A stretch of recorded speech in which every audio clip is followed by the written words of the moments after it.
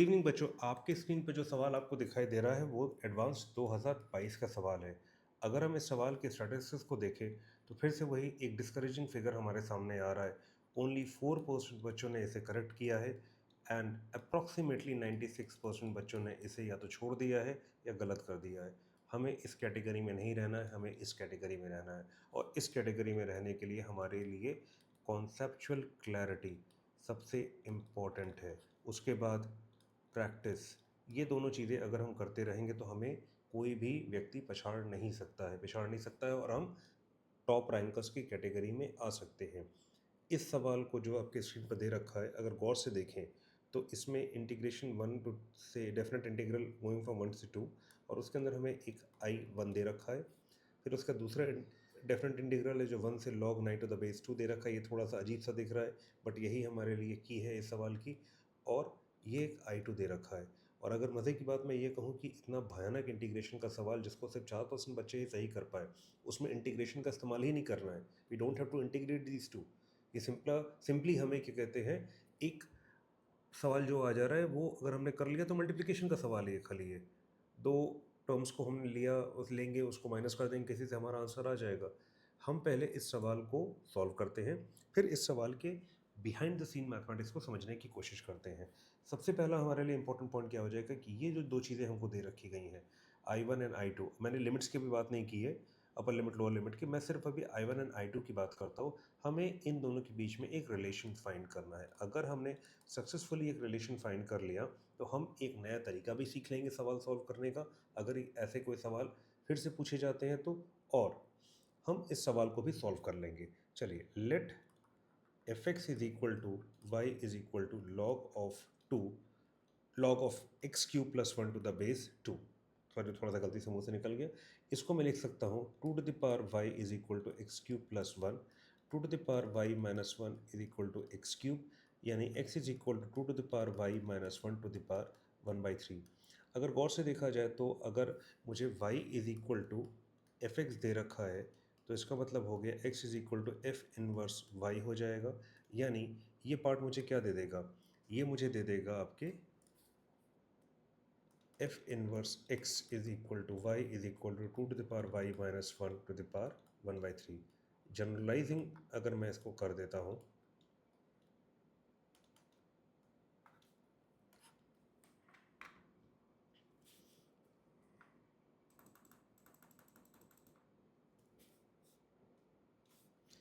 अगर मैं इसको जनरलाइज कर देता हूँ तो मुझे मिल जाएगा f inverse x is equal to, या जगह two the power x minus one to the power one by three, ये मुझे मिल गया।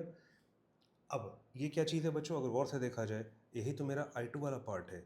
यानी I one and I two are inverses of each other. ये हो गया मेरा एक इम्पॉर्टेंट रिलेशन आ गया, ठीक है। यानी zero to one definite integral I one D X plus, ये हो जाएगा मेरा, हमको दे रखा था one log nine to the base two I two D X, where I one and I two are inverses of each other.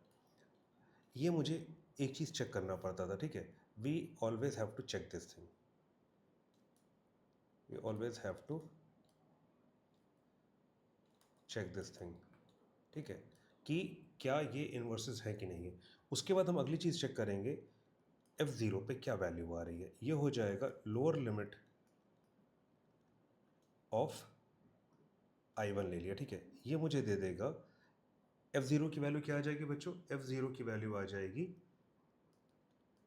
Log two to the base log x cube plus one to the base two है। तो यहाँ x की value क्या है, zero, तो ये दे देगा मुझे लॉग, यहाँ पर टू बेस में आ जाएगा वन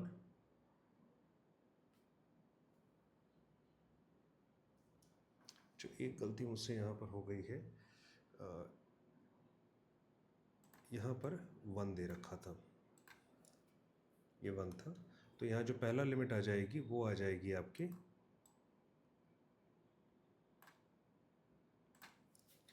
ये मुझे f1 दे देगा, 1 + 1 यानी log 2 to the base 2 यानी 1 दे देगा, ठीक है।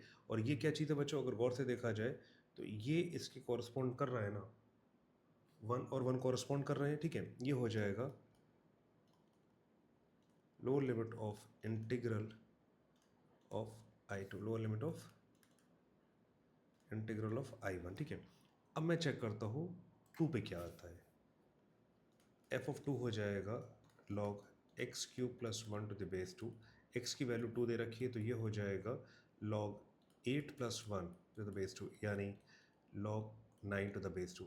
अब ध्यान आया ये कहाँ पर आ रहा है, ये है आपके upper limit of integral I1 और ये है upper limit of integral of I2। यानी f1 को मैंने 1 को मैंने जो लोअर लिमिट इधर थी उसको मैंने f1 से रिलेट कर दिया, और जो 2 था उसको मैंने f2 से रिलेट करके, ये आपके I1 की लिमिट्स थी, और यहाँ पर मेरे पास आ गई 1 और log 9 to the base 2, ये हो गई आपके I2 की लिमिट्स। अगर कुछ इस तरीके से मेरे पास अब चीज़ आती 1, देखिए मैंने क्या किया, 1 इसको लिखा, 2 यहाँ लिखा, I1 dx लिखा, इसको 1 लिखा, इसको log 9 to the base 2 I2 dx लिखा। इसको मैं अगर जनरलाइज करता हूँ तो जनरलाइजेशन पे मुझे क्या मिलेगा, देखिए ये दोनों को मैंने रिलेट कर दिया है और इन दोनों को भी रिलेट कर दिया है, और इसका रिलेशन इसके साथ इस्टेब्लिश कर दिया है इन्वर्स के फॉर्म में। अब मैं अगर जनरलाइज करता हूँ, ये a से b जा रहा है डेफिनेट इंटीग्रल f(x) dx, और यहाँ पर अगर मेरे पास fa और f b दे रखा है, और यहाँ पर f इनवर्स x दे रखा है dx, तो इसका सिंपल कैलकुलेशन होती है b into f b minus a into f a. ये एक स्टैंडर्ड फॉर्मूले की तरह हम लोग यूज़ कर सकते हैं, ठीक है। We can use it as a standard formula. ये हमारे लिए एक इम्पॉर्टेंट पॉइंट है बच्चों, ठीक है। अब ये कैसे आ रहा है, ये बिहाइंड द सीन मैथमेटिक्स में हम लोग आपको समझाते हैं अभी। तो यहाँ पर हमको क्या दे रखा गया है, इन आवर केस ए हमारा क्या दे रखा है, 1, बी हमारा क्या दे रखा है, हमारा 2, एफ ए क्या दे रखा गया है 1,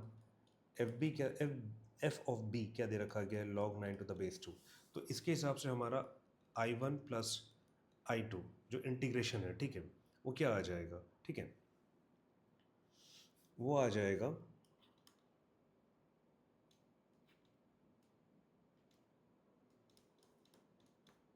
वो हम मुझको दे देगा b2 log 9 to the base 2 minus 1 into 1 यानी log 81 to the base 2 minus 1, ये मुझे मिल गया, ठीक है। अब मुझे इसको सॉल्व करना है बच्चों, अगर ये मेरे पास आ गया तो मैं इसकी वैल्यू फाइंड कर लूँगा, ठीक है। अब मैं क्या करूँगा, अब मैं देखता हूँ 81 कहाँ आता है, 81 2 की पावर 6 और 2 की पावर 7, यानी ये हो जाएगा आपके 64, और ये हो जाएगा आपके 128। इन दोनों के बीच में कहीं लाई करता है, मैंने 2 ही क्यों लिया बच्चों, क्योंकि आप ध्यान दीजिए इसके साथ जो लॉग लगा है उसका बेस 2 है, इस वजह से मैंने यहाँ पर 2 लिया। अब अगर मैं दोनों तरफ लॉग ले लेता हूँ तो log 2 to the base log 2 to the power 6 to the base 2 log of 81 to the base 2 is less than log of 2 to the power 7 to the base 2, ये मैंने ले लिया। ये हो जाएगा 6 log 2 to the base 2 log of 81 to the base 2 7 log 2 to the base 2, ये मुझे दे देगा 6 is less than log of 2 log of 81 to the base 2 7, इधर 1 आ जाएगा, ठीक है। अब देखिए मुझे चाहिए क्या, यहाँ पर मुझे -1 भी चाहिए, तो ये हो जाएगा 6 - 1 log of 81 the base 2 - 1 7 - 1 कर दिया, ये हो जाएगा 5, फिर log of 81 to the base 2 - 1, ये मुझे दे देगा 6। अब देखिए मुझे अल्टीमेटली निकालना क्या था बच्चों, मुझे अल्टीमेटली निकालना था whatever value we got for this particular integral, उसका ग्रेटेस्ट इंटीजर फंक्शन, ठीक है। अब हमारे पास क्या वैल्यू आ रही है, इसकी वैल्यू जो सॉल्व करने के बाद वो आ रही है, वो आ रही log 81 to the base 2 - 1, जो 5 और 6 के बीच में लाई कर रही है। जब मैं इस पर ग्रेटेस्ट इंटीजर फंक्शन लगाऊंगा तो मुझे आउटपुट क्या मिलेगा? वो मुझे मिल जाएगा आंसर 5, क्योंकि इसकी जो भी वैल्यू होगी वो 5 से छोटी होगी और उससे छोटे जो इंटीजर्स निकालूंगा मैं वो होंगे 5, 4, 3, 2, 1, 0, -1, और उसमें सबसे बड़ा क्या होगा? 5। तो हमारा आंसर क्या आ गया बच्चों? 5। तो ये हो गया हमारा आंसर 5। हमें अगर पहले ही स्टेप में मैंने कहा ना, हमें इस सवाल को में इंटीग्रेट करना नहीं, कहीं हमने इंटीग्रेट किया, कहीं नहीं किया। अगर हमें ये तरीका पता होता, ठीक है, कि ये और ये अगर एक दूसरे के इन्वर्स हैं और ये जब मैं f पर लगाऊंगा, इसको जब f इसको इनपुट लूंगा और आउटपुट ये आता है, इसको इनपुट लेने पर ये आउटपुट अगर आ रहा है, तो मुझे इन दोनों को मल्टीप्लाई करना है और इन दोनों के मल्टीप्लिकेशन से माइनस कर देना है। बस इतना ही मुझे करना था, ठीक है। यानी b of b into F of b करना था minus a of F A करना था। बस ये मेरा सवाल था। अगर मुझे पैटर्न रिकग्निशन आता तो मैं इस सवाल को तुरंत चुटकी बजाते कर लेता, पेन उठाने की ज़रूरत भी नहीं पड़ती और मैं इन 4% बच्चों में होता। और अगर ये सारे बच्चों को क्लियर होता तो ये फिगर, डिसमल फिगर, कभी नहीं आता। अब हम समझते हैं कि ऐसा हो क्यों रहा है, why this thing is happening, ये फॉर्मूला आ कहाँ से रहा है, ठीक है। उस फॉर्मूले को समझने के लिए हम थोड़ा सा समझते हैं कि इंटीग्रेशन का मतलब क्या होता है बच्चों। What is the meaning of integration? What does integration means? ठीक है, देखिए, ए से b F x D x, इसका बच्चों मतलब क्या होता है? अगर मैं इसको ऐसे प्लॉट करता हूँ, से फॉर एग्जांपल ये मेरा ग्राफ हो गया, ठीक है, ये मेरा पॉइंट ए हो गया, ये मेरा पॉइंट ए कॉमा ज़ीरो है, ये बी कॉमा ज़ीरो है, ये मुझे दे रहा है आपके इधर से ए एफ ए, ये दे देगा मुझे 0 एफ ए, और ये मुझको दे देगा बी एफ बी। तो इंटीग्रेशन का सिंपल मतलब होता है एरिया अंडर दिस कर्व, ठीक है। और जैसा हमने पहले भी लेक्चर्स में कहा था, हम यहाँ पर थिन रेक्टेंगल्स लेते हैं, ऐसे इन्फिनिटली मैनी थिन रेक्टेंगल्स, ठीक है। We divide this area under the curve in infinitely many thin rectangles, ठीक है। और एक बात ध्यान रखिएगा, यहाँ पर हम कैसे इसको डिवाइड कर रहे हैं, इसको हम लोग डिवाइड कर रहे हैं वर्टिकल रेक्टेंगल्स के फॉर्म में, जो कहाँ से कहाँ लाई, बीच में लाई कर रहे हैं, ए से बी के बीच में। इस A to A going to B नहीं मुझे दिखाना चाहिए, इसको दिखाना चाहिए ए और इस इंटरवल में लाई कर रहे हैं, यानी यहाँ पर इनका बेस यहाँ कहीं गिर रहा है आकर, ठीक है बच्चों। ये होती है बेसिक डेफिनेशन ऑफ इंटीग्रेशन और इसी का हम इस्तेमाल करते हैं, देखिए। और अगर मेरे पास y is equal to F x है, इसका मतलब क्या होता है, ये मेरा हो जाता है इनपुट, ठीक है, और ये मेरा हो जाता है आउटपुट। पर अगर किसी फंक्शन में मेरा ये इनपुट में बदल जाता है और ये मेरा हो जाता है आउटपुट, तो मुझे मिलता है f inverse y is equal to x, ठीक है। ये हमें मिलता है, ठीक है, ये हमें भूलना नहीं चाहिए, ठीक है।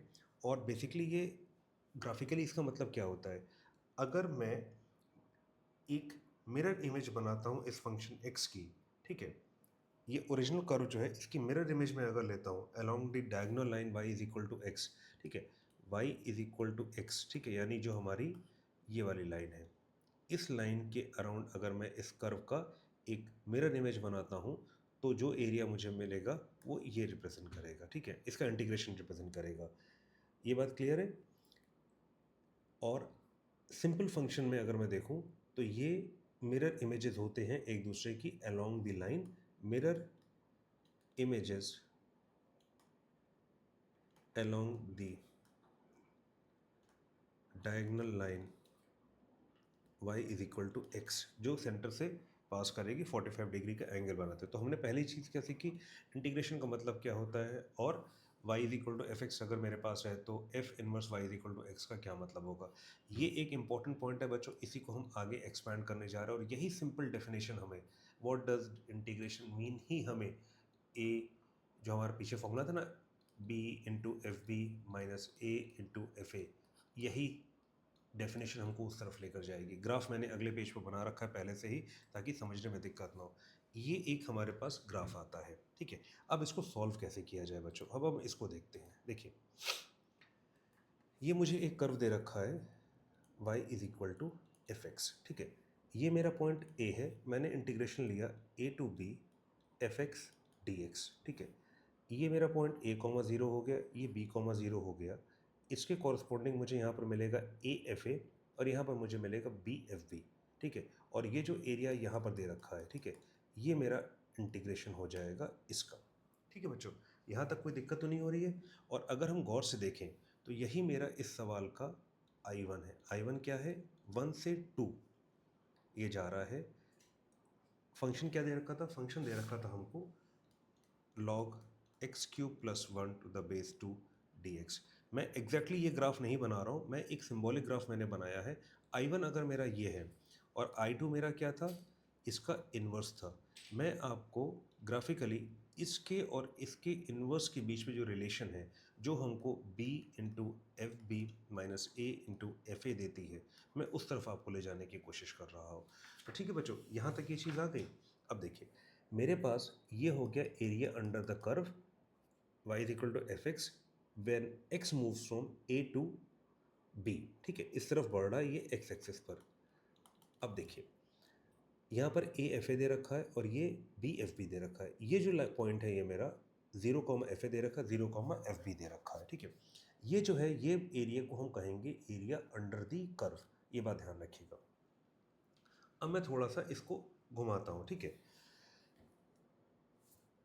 अगर मैं गौर से देखूं तो ये एक रेक्टेंगल नहीं बन रहा है बच्चों, 0 B C D.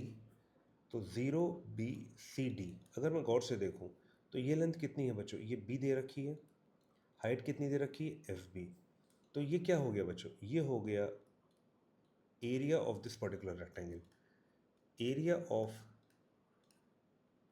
Rectangle O B C D is nothing but b f b. कुछ अब क्लियर हो रहा है। ये मेरे पास पूरा रेक्टेंगल का एरिया आ जाता है, ठीक है। मैं ड्रॉ नहीं कर रहा हूँ क्योंकि उससे और कन्फ्यूजन बढ़ जाएगा। अब देखिए, अब मैं इस तरफ आता हूँ। यहाँ पर मैंने, ध्यान दीजिएगा, वर्टिकल रेक्टेंगल्स ड्रॉ किए थे, इन्फिनिटली मैनी वर्टिकल रेक्टेंगल्स। अब मैं इधर आता हूँ इस जगह पे। अब मैं बात करता हूँ area to the left of the curve के बारे में। तो ये क्या हो जाएगा, अगर मैं इस चीज़ को थोड़ा सा घुमा देता हूँ, आप इमेजिन कीजिए, अब मैं ऐसे आपके रेक्टेंगल्स बना रहा हूँ, थिन रेक्टेंगल्स, इस तरीके से कुछ। यहाँ पर ये हो गए हॉरिजॉन्टल, यहाँ पर वर्टिकल रेक्टेंगल्स थे, यहाँ पर मैंने बनाए हॉरिजॉन्टल रेक्टेंगल्स। तो बच्चों, अगर गौर से देखा जाए तो ये क्या चीज़ है, ये मूव कर रहा है एफ ए से एफ बी की तरफ। यानी अगर मैं वाई एक्सिस को, अगर मैं अब बेस बना लेता हूँ, जैसे यहाँ पर मैंने एक्स एक्सिस को बेस बनाया था, मैं इधर वाई एक्सिस को बेस बना लेता हूँ, तो मुझे यहाँ पर क्या मिलेगा, यहाँ पर मिल जाएगा एफ ऑफ ए से एफ ऑफ बी तक ये जा रहा है। और सिंस ये वैल्यूज़ यहाँ पर क्या मिल रही है मुझे, यहाँ पर जो वैल्यूज़ मिलेंगी वो मुझे देकर जा रही है, वो इन्वर्स वाली चीज़ है। अब इन्वर्स क्यों, वो भी मैं अभी आपको बताता हूँ, ठीक है। तो ये मुझे दे देगा आई टू डी एक्स, ठीक है। और अब देखिए, मुझे ये एरिया भी निकालना है, तो अल्टीमेटली मुझे I1 प्लस I2 जो निकालना था, ठीक है, इस एरिया और इस एरिया को प्लस करना था, ठीक है। तो उसका मतलब क्या हुआ, I1 प्लस I2 जो हो जाएगा वो हो जाएगा, गौर से देखिए, तो ये बिगर रेक्टेंगल में से इस छोटे रेक्टेंगल को मैं अगर घटा दूं तो मेरा काम हो जाएगा। यही तो एरिया आ रहा है मुझे चाहिए, जो कर्व के नीचे भी है और कर्व के लेफ्ट में भी है, ठीक है। तो इसका मतलब क्या हो गया, I1 प्लस I2 ये हो जाएगा मुझे big rectangle minus small rectangle. यानी ये R1 है और ये R2 है, और R1 R2 क्या है, R1 ये पूरा बड़ा वाला है और ये वाला R2 एरिया है। तो छोटे वाले का एरिया कितना है, A इंटू एफ ए हो जाएगा।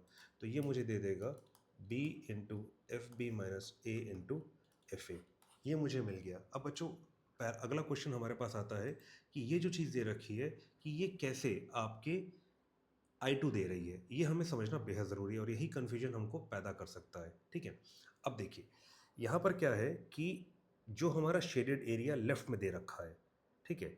वो हाइट्स क्या दे रखी हैं? वो FA से FB की तरफ जा रहा है। कैसे? ये देखिए, वो जा रहा है आपके ऐसे, FA से FB की तरफ जा रहा है और यहाँ पर हम इंटीग्रेट कर रहे हैं, जो थिन रेक्टेंगल्स ले रहे हैं वो हम ले रहे हैं हॉरिजॉन्टली इंस्टेड ऑफ वर्टिकली। ये चीज़ हमें देखनी होगी, ठीक है? और हॉरिजॉन्टल इंटीग्रेशन का मतलब क्या हुआ? यहाँ पर हम A डाल रहे थे तो हमको FB मिल रहा था, यहाँ पर FA डालेंगे तो मुझको क्या मिलेगा? A मिलेगा। A तो मिल रहा है बच्चों यहाँ पर, यहाँ FA डालने पर A मिल जा रहा है, ठीक है? यहाँ पर मैंने FB डाला तो मुझे यहाँ पर B मिल जा रहा है।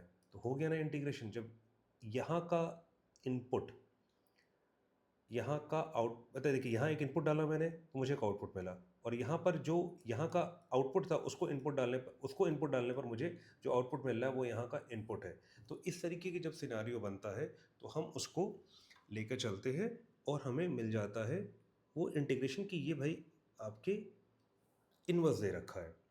तो ये जो बच्चों हमने डेरिवेशन किया इस फॉर्मूले का, वो ये था कि किस तरीके से बिग रेक्टेंगल में से मैंने स्मॉल रेक्टेंगल को माइनस किया। और यहाँ पे एक चीज़ देखने वाली थी कि जब भी हम कर्व का के नीचे का एरिया लेते हैं तो वो तो मुझे इंटीग्रेशन देता ही देता है, पर अगर मैं लेफ्ट में लेता हूँ और वाई एक्सेस को बेस बना लेता हूँ तो भी मुझे वो वही चीज़ देगा। तो ये था बच्चों आज का सवाल जो 2022 में पूछा गया था। और लिटरली अगर बताए तो अगर आपको ये फॉर्मूला क्लियर है तो आपको ये चीज़ परेशान नहीं कर सकती है और आप इसको आसानी से सॉल्व कर सकते हैं बिना पेन को उठाए हुए, सिंपली मल्टीप्लिकेशन करने से। और ये डायग्राम आपको दिमाग में रखना होगा, ये आपके वर्टिकल इंटीग्रेशन है और ये हॉरिजॉन्टल इंटीग्रेशन, हॉरिजॉन्टल रेक्टेंगल्स लेकर मैंने इंटीग्रेशन किया। इन दोनों को ऐड करेंगे, ये एरिया मुझे चाहिए, ठीक है? तो इस पूरे रेक्टेंगल में से इस पूरे छोटे रेक्टेंगल को मैं घटा दूंगा तो मुझे ये एरिया मिल जाएगा। यही है ब्यूटी इंटीग्रेशन की, कि उसने आपको इस सवाल को ज्योमेट्रिकली सॉल्व करा दिया। ये सवाल इंटीग्रेशन का था ही नहीं, ये सवाल तो बेसिक प्योर ज्योमेट्री का सवाल था। तो बच्चों आई होप ये सवाल आपको समझ में आया होगा, और इस तरीके का अगर सवाल दोबारा आता है तो आप उसे बहुत आसानी से सॉल्व कर सकते हैं, इस उम्मीद के साथ कि आपको ये सवाल माइन्यूटली रोक रोक के आपने किया होगा। कहीं पर भी अगर दिक्कत होती है तो रिवाइंड कीजिए, दोबारा उस चीज़ को देखिए। ये ऑनलाइन क्लासेस का सबसे बड़ा फ़ायदा यही है कि आपको वो चीज़ मिस नहीं होती है, आप साथ साथ टीचर के लगाते जाते हैं, और अगर आपको लगता है कि मुझे ये पॉइंट मिस हो गया है तो आप वापस उसको रिवाइंड करके देख कर आगे बढ़ सकते हैं। तो इस वीडियो को बच्चों अपने दोस्तों के साथ ज़रूर शेयर कीजिएगा, क्योंकि ज्ञान बांटने से बढ़ता है और सबको एक साथ ही तो IIT पहुंचना है। आपसे मिलते हैं बच्चों नेक्स्ट क्लास में, जहां पर हम एक और अच्छा सवाल आपके लिए लेकर आएंगे एडवांस का, जो कि इसी तरीके का माइंड बॉगलिंग होगा कि इंटीग्रेशन का सवाल है और बिना इंटीग्रेशन के हो रहा है। तो see you in the next class. तब तक के लिए ऑल द वेरी बेस्ट। मन लगा के पढ़ाई कीजिए, बहुत कम समय बचा हुआ है और IIT इस बार क्रैक करना ही है, क्योंकि खास बात है हम सभी में यहाँ तक पहुँचे हैं तो आगे भी पहुँचेंगे। See in the next class. It's your professor signing off for now. Have a good day, bye bye, take care.